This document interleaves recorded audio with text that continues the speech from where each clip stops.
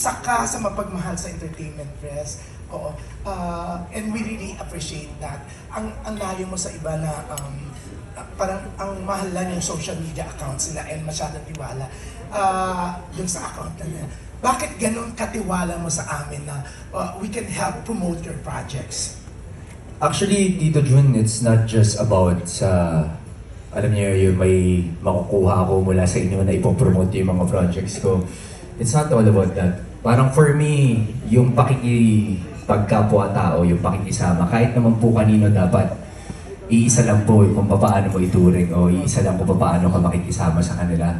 Kesyo, yan na yung pinaka-boss, o anumang posisyon niya sa buhay, anumang estado niya sa buhay, dapat pantay-pantay po ang pakikitungo niya sa kanila. At yun po siguro yung natutunan ko growing up sa pamilya ko, magmula po sa mga magulang ko, yun yung tinuturo nila sa akin. And I don't see the point na parang mag-iiba ako o magbabago kasi nakita ko po from the very beginning of my career, nandyan kayo to support me, to help me.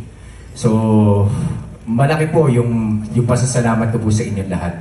At alam niyo po kung gaano ko po kayo kamahal lahat. Yan, and we appreciate that. And syempre, good luck with the Black Rider. Maraming After salamat. seeing the trailer is talagang